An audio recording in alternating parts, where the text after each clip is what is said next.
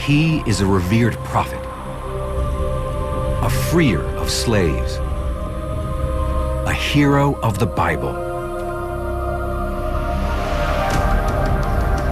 He is the father of the Israelites, Moses. Moses' destiny: lead his people to the promised land of Canaan by any means necessary.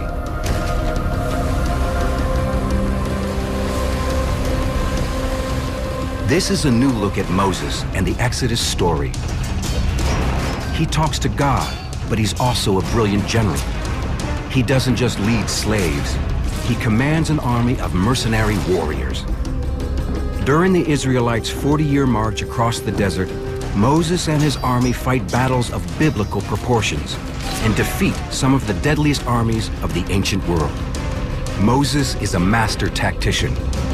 Moses is an unrelenting commander. Moses is on the warpath to the promised land.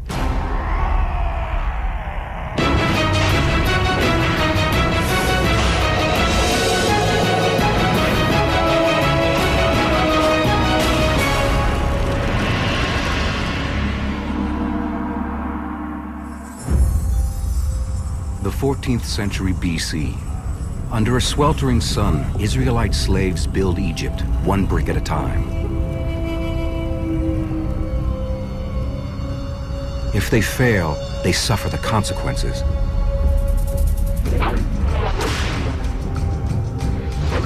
But the Israelites are about to meet their savior. His name is Moses, and his story begins with murder.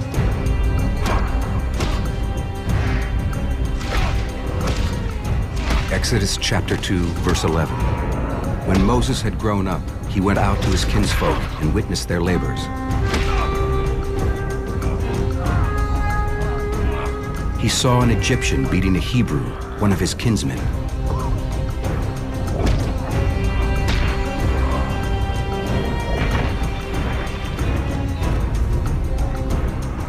He turned this way and that, and seeing no one about, he struck down the Egyptian.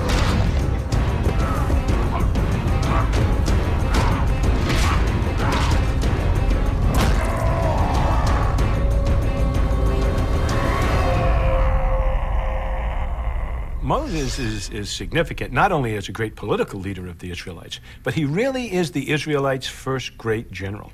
A good reading of the Exodus book of the Bible reveals a first-rate military mind, a commander who knew how to organize troops, how to fight them strategically and tactically, and a man who practiced deception in the military sense, almost as great as any other general in history.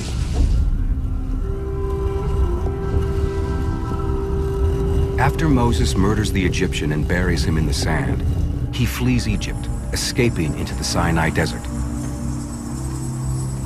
This is a great turning point in Moses' life, according to the Bible. He has sealed his fate in Egypt and is about to start on a path that will ultimately lead him to a great confrontation with Pharaoh, resulting in the exodus from Egypt. After living many years in the desert, God puts Moses on a path of bloodshed and brutality. God appears as a burning bush and commands Moses to return to Egypt and free the tens of thousands of Israelites from bondage. And he does exactly that. He goes to Pharaoh and says, "Let my people go." Pharaoh refuses. Then Moses unleashes the fury of God in 10 devastating plagues. Hail crashes from the sky. Water turns to blood. And the angel of death kills every firstborn Egyptian child. It's like an apocalyptic horror movie, and Moses, acting as God's mouthpiece, is running the show. Finally, Pharaoh admits that he's beaten, and he frees the Israelites. Now, you'd think that would be the end of the story, roll credits, but suddenly the Pharaoh changes his mind and orders the army to hunt them down and stop them.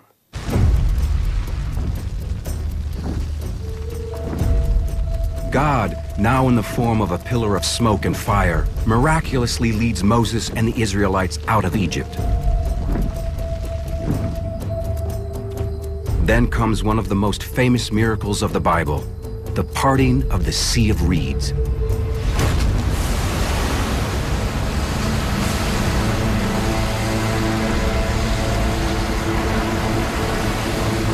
This is how the Bible explains the Israelites' escape from Egypt. They continue to Canaan, where they eventually claim the land as God-given. But this is just one version of the Exodus story. It's a great story, and is the foundation upon which Judeo-Christianity is based. God leads the Israelites from bondage to a promised land. You get the whole Passover story and everything. Now, if we stop and retell this story from a military perspective, from a soldier's point of view, we get a very different, a very violent picture. The real question of trying to understand this retelling of the Exodus is, who are the Israelites? What are they doing in Egypt? And why doesn't Pharaoh want them to leave? According to the Bible, the Israelites originally migrated from the land of Canaan into Egypt some 2 centuries before Moses' time, around the 14th century BC. They settled in the land called Goshen, a fertile, prosperous area near the border. And the Bible tells us that they live here for 200 years peacefully coexisting with the Egyptians. But in fact, there are those who believe that the Israelites are more than just coexisting. There's a theory that the Israelites were actually major military players in the defense of Egypt. This theory comes from reading the Exodus story as a military campaign. Some believe the Israelites might be the same people as the Habaru, a group that includes merchants, construction workers, and farmers, as well as ferocious warriors. If true, the Israelites are likely in the land of Goshen for a very definite reason: to help defend the Egyptian border against attacks from the north. So the Habiru military mercenary arm can be put in Egyptian service as auxiliary troops settled across that key avenue of invasion to act as a tripwire and defensive troops in the event of an invasion from Canaan. The powerful Habiru mercenary army is about 1,000 strong. Soon, a new pharaoh rises to power and sees the fighting force as a threat. And he said to his people, "Look, the Israelite people are much too numerous for us. Let us deal shrewdly with them, so that they may not increase. Otherwise, in the event of war, they may join our enemies in fighting against us and rise from the ground." Pharaoh Seti launched several wars to reassert Egyptian authority over Syria and Canaan. Now, when he looks at the route from Canaan to Egypt, what does he see? Israelite settlements. The Israelites have been living on the border for about 200 years, and Seti knows they were originally immigrants from Canaan. As Egypt's military grip on the land of Canaan slips, Pharaoh Seti fears the Israelites in Goshen will join the Canaanite fight against Egypt. Now, he didn't expel them. What he did is he set them to labor. This is the part of the Exodus story when many believe the Egyptians enslaved the Israelites. But that may be historically inaccurate. In the Christian translation of the Hebrew Bible, the text tells us that the Israelites were set to slavery in the field, making bricks for Pharaoh's cities. But the Hebrew Bible doesn't say any such thing. What the Hebrew Bible doesn't mention the word slavery. It says instead that the Israelites were set to labor and uses the Hebrew term avadim. Avadim means workman or construction worker, or in a technical sense, what we call corvée laborers. Corvée laborers are recruited to build public works projects like city walls and fortifications. While they may have been forced to work, some believe they are not slaves. Now you can imagine that if the Israelites are held in fairly high regard as essentially the first line of Egyptian defense, and then suddenly are demoted to common workers, this might not go over too well.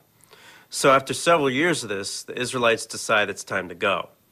But when they leave, they may not be just a ragtag group of slaves. If the Habiru theory is correct, these are people who are skilled fighters with the military capability of causing some pretty serious damage. Now, historians disagree, but likely the Pharaoh at the time when Moses comes and says, "Let my people go," is Ramses II. And after the plagues and all the drama, Ramses finally concedes to Moses. Then, 25,000 or so Israelites, divided into their 12 tribes, the famous 12 tribes of Israel, flee Egypt.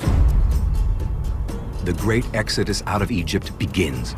But soon, Pharaoh mysteriously changes his mind and launches his army in pursuit of the Israelites. The Bible provides a clue as to why he does this. The Israelites had done Moses' bidding and borrowed from the Egyptians objects of silver and gold and clothing. And the Lord had disposed the Egyptians favorably toward the people, and they let them have their request. Thus they stripped the Egyptians. It says that the Israelites lacked provisions, and so they simply asked the Egyptians for them, and the Egyptians gave them the provisions they wanted, including gold and silver. Well, this is a story that's really not believable, and if you read the Hebrew Bible, the phrase or the term that is used to describe what happened is nitzael. Nitzael means to strip or despoil. Whatever was being given was certainly being taken at the point of a sword. The first steps to the Promised Land are paved with blood.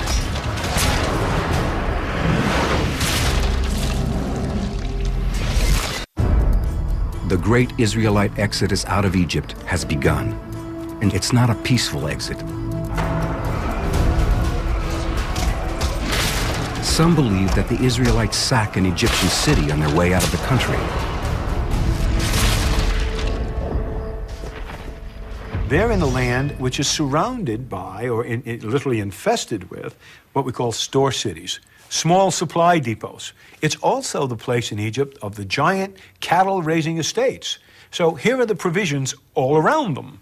Okay, so what the smart thing might have been would have been to essentially sack one of the estates and provision themselves. The Bible says Moses leads the Israelite slaves out of Egypt.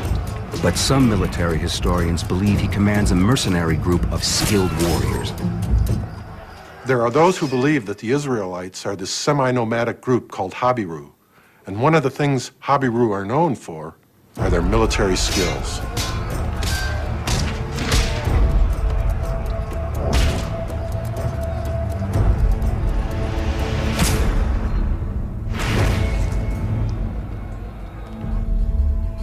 Pharaoh, who had let Moses and the Israelites leave Egypt, now orders his army to hunt them down and destroy them. The Bible says the Israelites leave Egypt boldly and defiantly. Well, certainly one way to show defiance is to take what you need on your way out. But even more evidence in the Bible points to a pretty tough Israelite group. It says they had weapons. The children of Israel went up armed out of the land of Egypt. If you read the Hebrew text of the Bible, what it tells you is, in fact, that the Israelites were armed to the teeth. Their arsenal includes the short spear, about 6 feet in length. Its stabbing point is made of sharpened bronze. And the slashing bronze sickle sword, the most popular and deadly weapon of the day.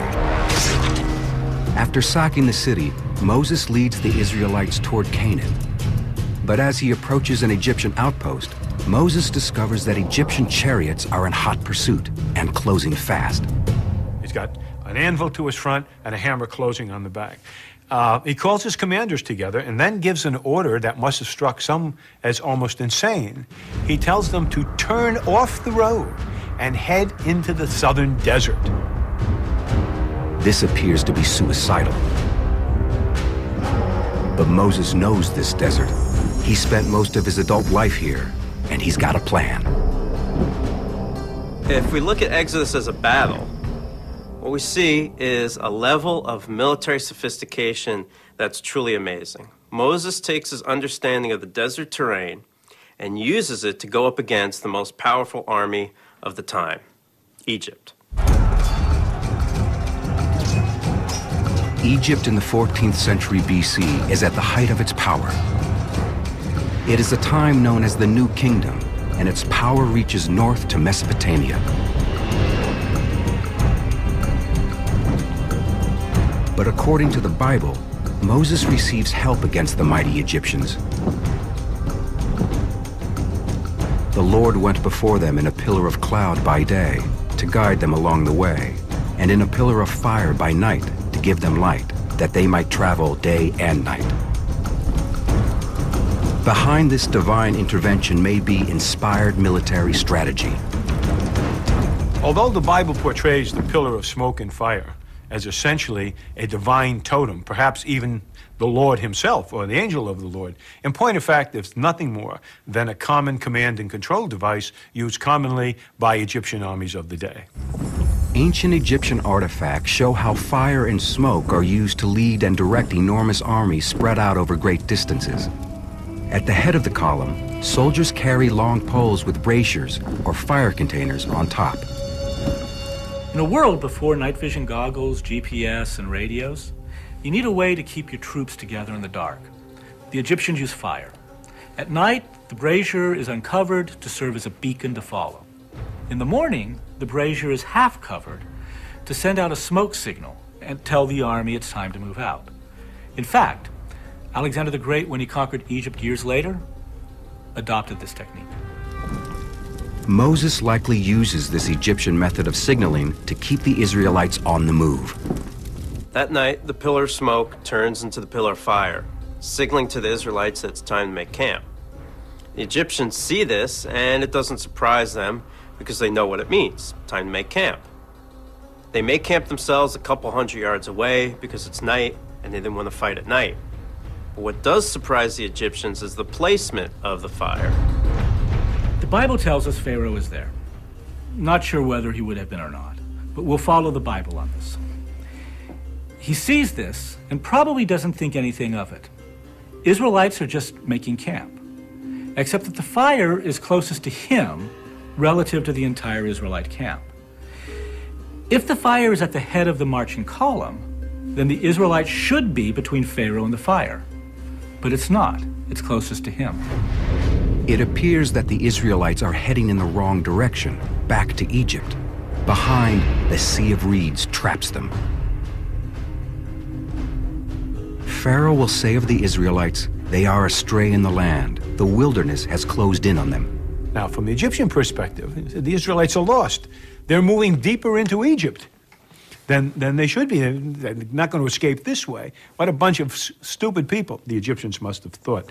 Well, we didn't count on the brilliance of a first-rate tactical mind, and that is that Moses has set about deceiving them in any number of ways.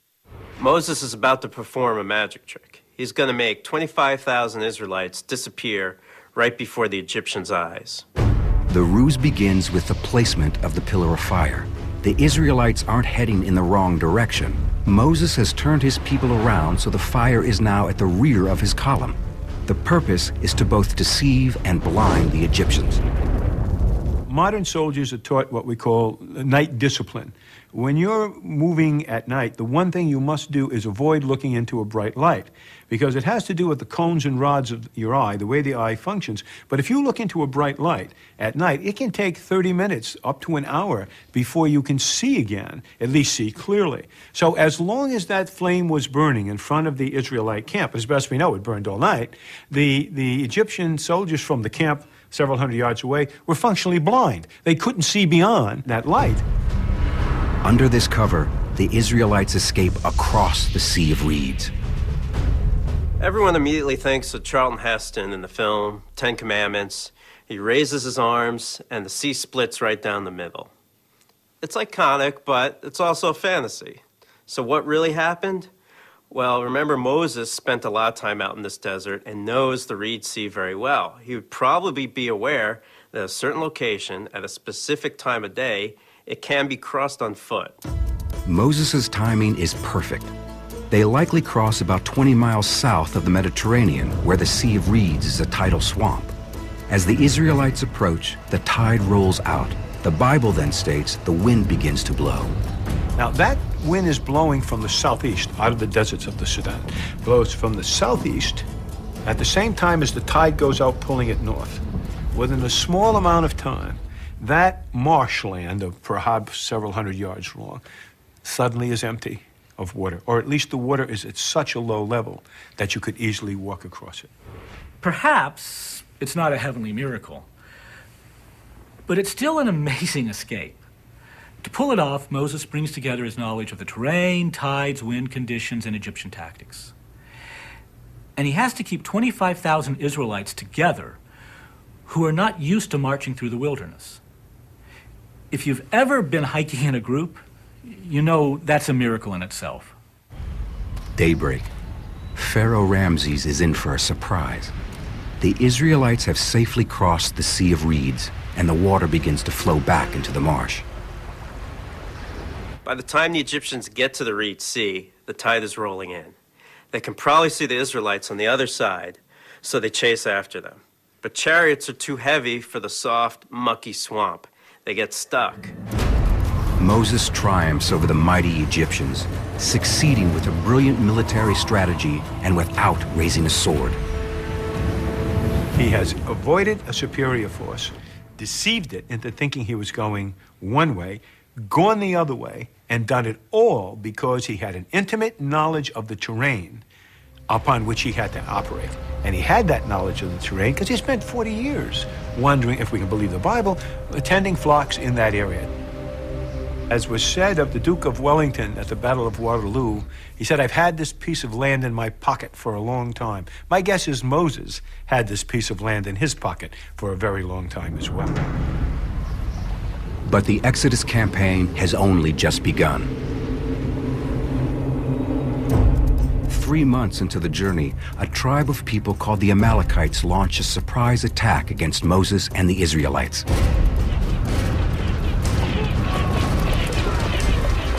The Amalekites are a hostile tribe that roams the Sinai Peninsula and southern Canaan.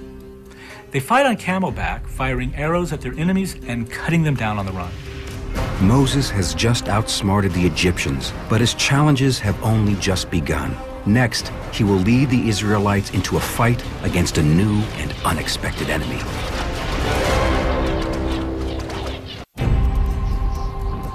It's the great Exodus out of Egypt, and the Israelites have just made a daring escape.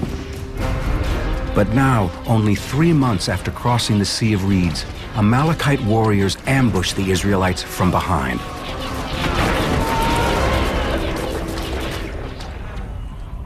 Moses does something interesting. Instead of leading the Israelites himself, he watches the battle from the nearby hilltop. The Bible says that every time Moses raises his religious staff above his head, the Israelites win. But if he lowers the staff, they lose. Now, we don't know if this is some kind of signal or source of inspiration to his men, or perhaps a ruse to make the Amalekites think he has hidden forces behind the hill. But Moses definitely directs the battle in some way. With Moses on the hill, control of the army falls into the hands of another great Israelite hero of the Bible, Joshua.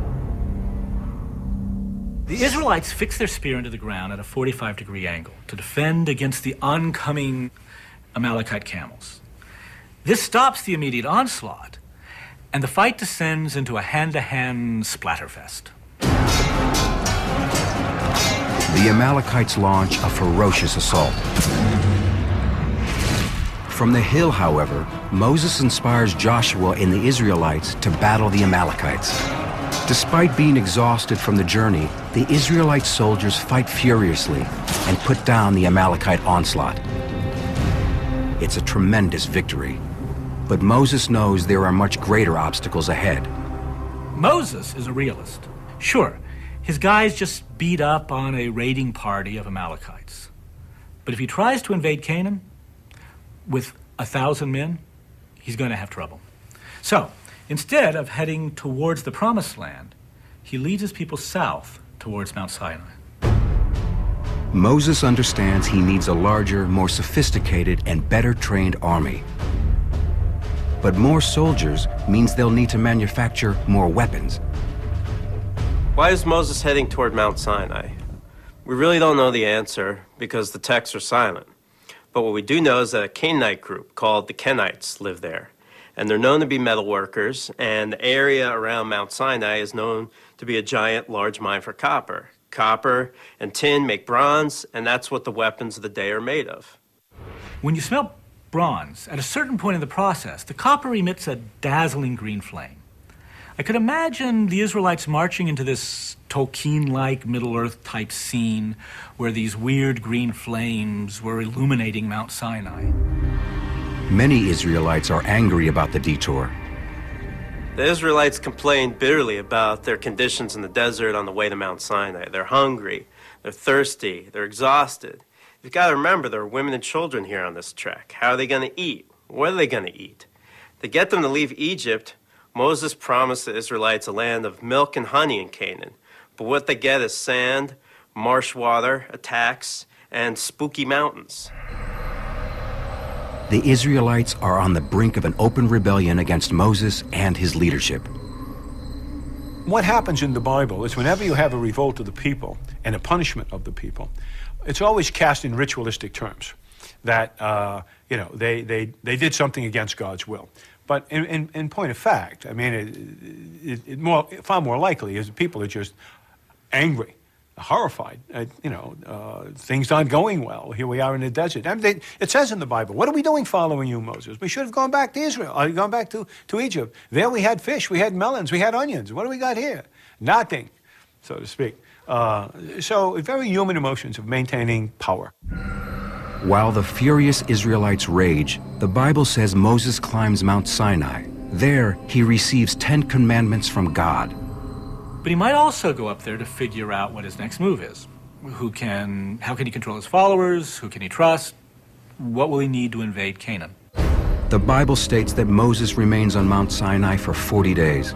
When he finally comes down, he carries the stone tablets of God's law, the 10 commandments. But when Moses reaches his people, he's stunned by what he sees.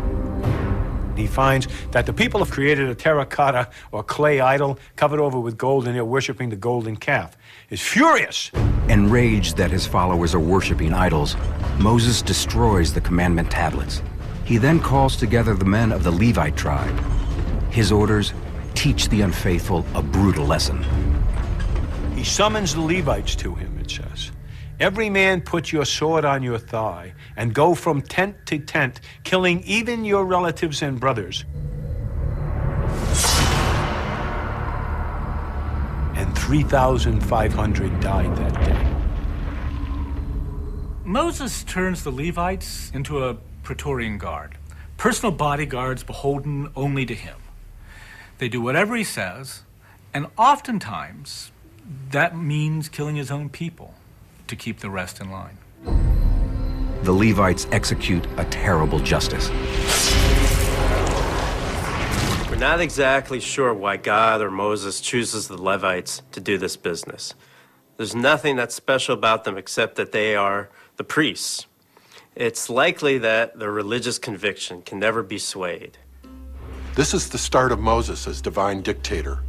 Up until now, the structure of the Israelite tribes has been very democratic. But now Moses has a direct line to God, and that's the end of all debate. Phase 1 of the Exodus campaign is complete, and Moses' tactical plan has been brilliant. Phase 2, the conquering of the promised land of Canaan, will require a large-scale invasion. For that, he needs more than his 1,000 mercenary soldiers. What he does is he institutes essentially a conscript draft from each tribe. And that's a great reform because it now means that Israel no longer has just a made-up army of mercenaries. Using population data, historians believe the conscription likely swells the army ranks from 1,000 to about 5,000 warriors. Forward reconnaissance teams scout the enemy. Heavy infantry form close battle lines in front. Light infantry are positioned in the middle to flank, defend, and move out in front for quick strikes with swords and shields. Slingers and archers are next in line to fire at the enemy from a protected position. And at the back of the column, Moses places another division of heavy infantry for defense. It takes 2 years for Moses to train and shape his 5,000 soldiers into a deadly fighting force.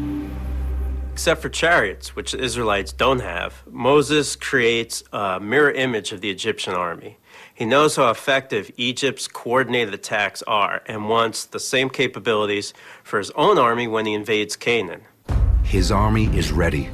His control is absolute. Moses is ready to conquer Canaan. The promised land of Canaan. Rich and fertile, it has everything the Israelites want and need for their new homeland. Moses and the Israelites have been on the march toward Canaan for 2 years. But Canaan is a land already settled by powerful city-states, with strong armies and fortified cities. It's not free for the taking. The Israelites have no intention of settling in Canaan as long as there are other people still in Canaan. They intend to attack cities and drive them out and to replace their populations with their own population. This is a war of extermination.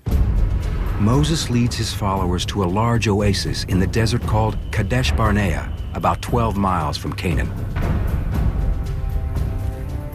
Here, Israelite spies who have been scouting Canaan return with both good news and bad. They come back and meet with Moses at Kadesh Barnea, and they say, this is an impossible task. The cities are walled, the armies are powerful, they have chariots, they have armor, weapons, they have food. It would be impossible for our army to do this. Moses determines that even his 5,000-man army isn't big enough for the job. The invasion must wait.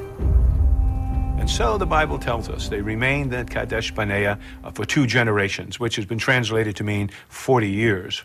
And in that time, of course, what would have happened is that the 25,000 or so people of the Israelite nation would have replenished themselves through normal birth rates, so that by the time 2 generations had passed, you're probably looking at a community of about 35,000, which would now allow you, with a conscript base, drawing on all adult males between the ages of, say, 20 and 35, to produce an army between 8,000 and 9,000 men. The Bible states that finally, 40 years after the start of the Exodus campaign, Moses is ready to launch his attack against Canaan. He has trained his army well. They are a powerful fighting force. But Moses wants to fight on his terms, using tactics and strategies he first learned in Egypt and has been training with for more than 40 years. Walled Canaanite cities block the route north from Kadesh Barnea, and a direct assault could destroy Moses' army before he ever gets to the Promised Land. So instead, he marches the Israelites east towards the Jordan River Valley. Moses knows that your strategy should dictate your tactics, not the other way around. His goal is to get to Canaan with the largest force possible, which means he should avoid fights along the way whenever possible. For Moses, the path of least resistance to Canaan is through the Jordan River Valley. But there's still one problem. A mighty tribe stands in the way of Moses and the Israelites, the Ammonites. There's no way around them. Moses has the Dead Sea on one side and a harsh desert on another. His only way to the Jordan Valley is through the Ammonites. They're a somewhat softer target than the Moabites or the Edomites. Moses isn't stupid. Diplomacy first. So he asks the Ammonite king's permission to pass through his country. The Ammonite king says, "No way." Moses turns and calmly walks away. The battle is on. Moses again turns to Joshua to command the army on the battlefield. The Israelites line up opposite the Ammonites on the open plain. Moses watches as the 2 armies clash. Moses' army has been training for years. Today, they finally draw blood.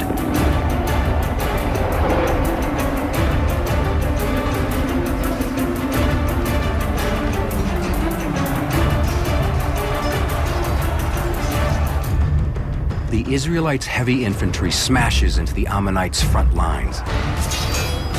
Bones are shattered. Limbs are hacked.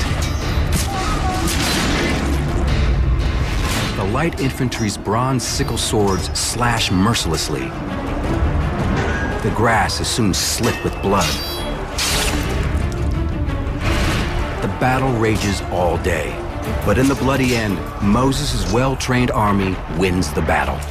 We think that both armies are about the same size. So, what accounts for the Israelites' overwhelming victory?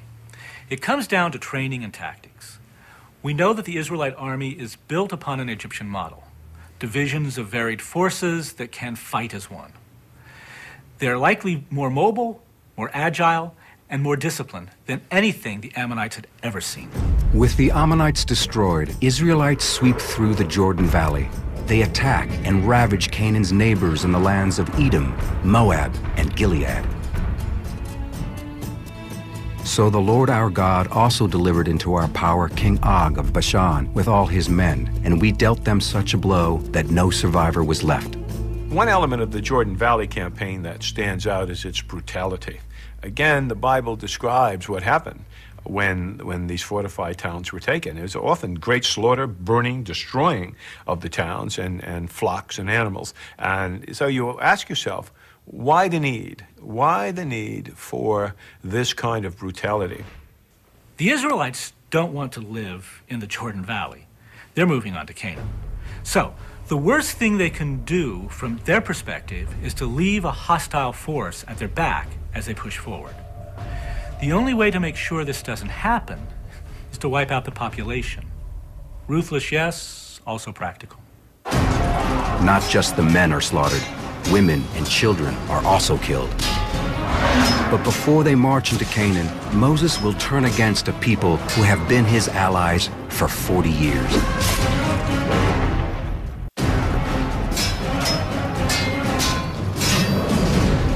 Moses' army, some 8,000 to 10,000 ruthless warriors, has cut a swath of destruction through the Jordan Valley.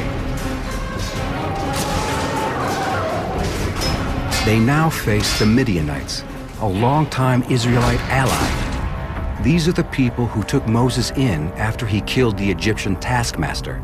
They are the people who Moses called family. His wife is a Midianite. Now, Moses gives a brutal order. Destroy them. A couple of Israelite men were sleeping with a couple of Midianite women. That by itself probably wasn't a problem from Yahweh's perspective, but they had now begun to worship Midianite gods, and they had turned their back on Yahweh. So Yahweh orders the children of Midian to be killed and puts Moses in charge of the operation. Every Israelite soldier, led by a commander named Phinehas, marches to the Midian camp. They destroy everything. They butcher all the men, burn all the houses, loot anything of value. The only thing Phinehas can't bring himself to do is kill the women and children. The Midianite camp is completely destroyed, but Phinehas can't bring himself to follow Moses' orders to kill women and children. So he marches them back toward camp. Before the army even makes it back to camp, Moses rushes out in a fury and yells at Phinehas, "I told you to kill them all." He demands that every boy and every woman old enough to have slept with a man must die right then and there. They are all executed.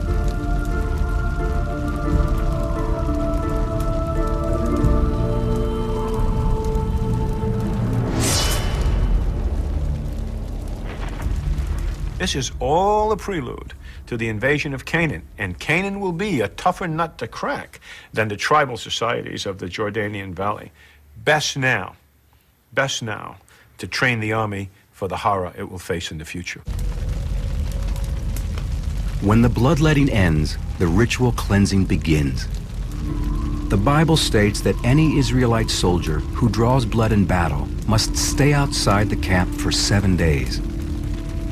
And this probably doesn't just mean physical cleansing. They might also use that time to cleanse their guilt. The horror of what they've done to other people would have left deep psychological scars. And they would, in all likelihood, suffer from what we now call post-traumatic stress disorder.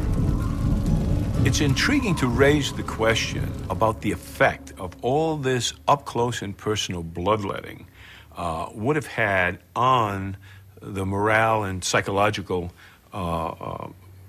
stability of the Israelite soldiers. Many believe Moses used brutal methods in his long campaign to toughen the Israelites for the invasion of Canaan. But it's an invasion that Moses never gets to be part of.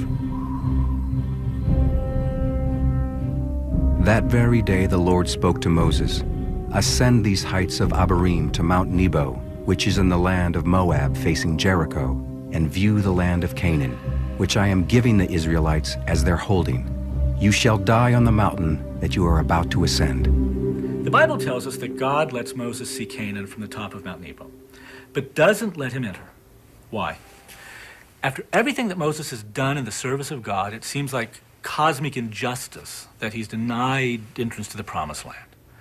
The only explanation the Bible gives is that one time Moses showed a lack of faith and struck a rock with his staff in frustration. And it makes you think, wow, the Old Testament God is strict, but come on. So, one has to wonder, what's really going on here? Some historians believe that there's another reason why Moses never sets foot in the Promised Land. There'd been a lot of suffering and a lot of bad decisions made on this great trek. The extermination of peoples such as the Midianites and attacks, plus attacks on their own Israelites by Moses and his Praetorian God of the Levites, that there's been some speculation that the real reason Moses never made it to the Promised Land is that he was killed by his own people, that they just had enough of this and just rose up and killed him. As to the murder theory, the Bible is silent. There's not a scintilla of evidence to support this perspective. It just seems that it's a kind of a logical consequence to ask, why would a God kill a servant who has spent 40 years or more in his service for what seems to be a minor ritual sin of striking the rock with one's staff? So it's the illogic, it's the almost absurdity of the biblical explanation that has led scholars to speculate that Moses have met his end at the hands of his own people rather than at the hands of Yahweh himself. Regardless of how Moses dies, the conquest of Canaan will fall to a new generation. The Israelite general Joshua continues the brutal but effective strategies of Moses in his quest to conquer Canaan. And many centuries later, there are examples of his ability to outmaneuver his enemy without actually fighting, as he did when the Israelites escaped the Egyptians. One example is Chief Joseph of the Nez Perce Indian tribe. 1877, 2,000 U.S. cavalry tried to force the tribe, around 800, back onto the Indian reservation. The tribe fights back against overwhelming odds and leads the U.S. cavalry on a 1,000-mile chase through some of the harshest wilderness in America. At one point, the U.S. General Sturgis believes he has Chief Joseph trapped. But like Moses, Chief Joseph feigns one way and moves another to allow his people a chance to escape. Unlike the Israelites, however, the Nez Perce are eventually captured. The exodus of the Israelites under the leadership of Moses has always been a story of a dazzling escape and a desperate battle for survival. But now, seen through a military perspective, the Israelites are no longer slaves, but mighty warriors. They are held together by one towering personality. We never think of Moses as a military commander because until recently there has been no attempt to analyze the Bible in military terms. But when you do look at it that way, you'll find that this was a man who organized the Israelites, which had a completely trained military arm, on his way out of Egypt. This is a man who sacked the city, a man who deceived Pharaoh, and then later on completely reformed the Israel military arm into a first-rate fighting force. Moses is a man of God and a man of the sword, a man who led his people to freedom and to a new homeland.